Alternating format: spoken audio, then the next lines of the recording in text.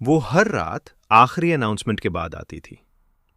रात 11:47 पर स्टेशन का आखिरी अनाउंसमेंट खत्म होता था और उसके ठीक बाद वो लड़की दिखाई देती थी। पहली बार मैंने उसे सर्दियों में देखा था। दिसंबर की ठंडी रात थी। स्टेशन लगभग खाली हो गया था। चाय वाले ने स्टोव बंद कर दिया था और प्लेटफॉर्म पर बैठे 2-3 लोग भी अपने फोन में खोए हुए थे। मैं उस समय नाइट शिफ्ट से लौटता था। घर जाने वाली ट्रेन हमेशा लेट होती थी और इंतज़ार धीरे धीरे आदत बन चुका था। उस रात अनाउंसमेंट हुआ, यात्रियों कृपया ध्यान दें। फिर कुछ सेकंड की खामोशी और उसके बाद वो प्लेटफॉर्म के दूसरे छोर से धीरे धीरे चलती हुई आई। गहरे नीले रंग का स्वेटर, हाथ में छोटा सा बैग और कानों में सफ़ेद वायर वाले पुराने ईयरफोन। वो किसी जल्दी में नहीं लग रही थी, जैसे उसे पता था कि इस वक्त स्टेशन पर कोई उसका इंतज़ार नहीं कर रहा था। वो आकर हमेशा एक ही जगह बैठती थी, पुरानी घड़ी के ठीक नीचे वाली बेंच पर। और अजीब बात यह थी, वो कभी ट्रेन में नहीं बैठती थी। पहले मुझे लगा शायद किसी को छोड़ने आती होगी, फिर लगा शायद किसी का इंतज़ार करती होगी। लेकिन कई रातें गुजर गईं।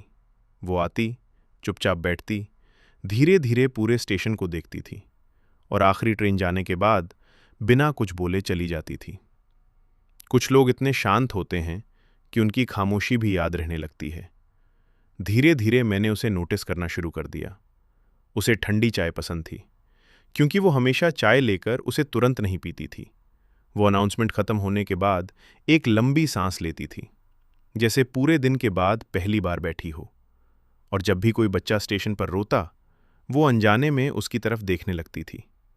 उसकी आंखों में हमेशा थकान होती थी, लेकिन वो दुखी नहीं लगती थी, बस जैसे बहुत देर से जाग रही हो।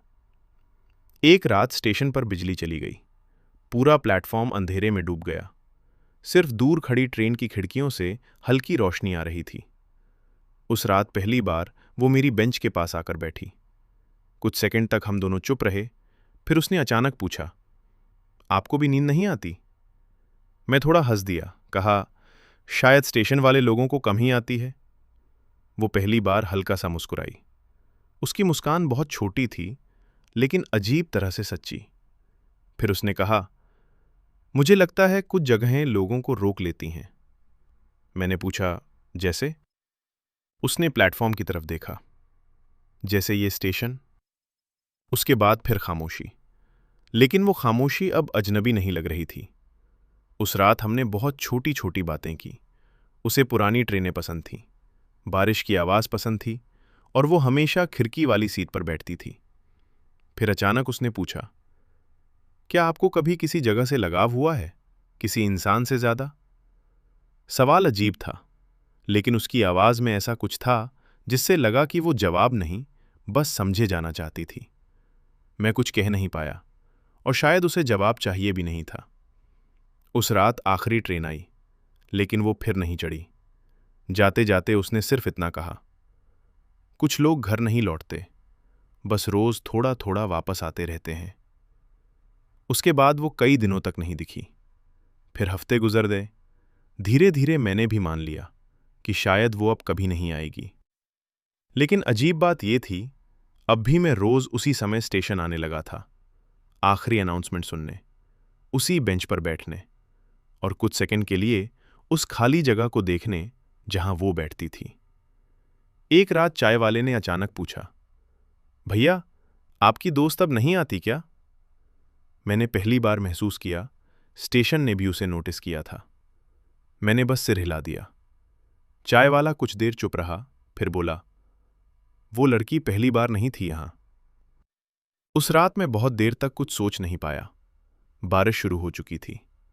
अनाउंसमेंट फिर गूंजा, यात्रियों कृपया ध्यान दें।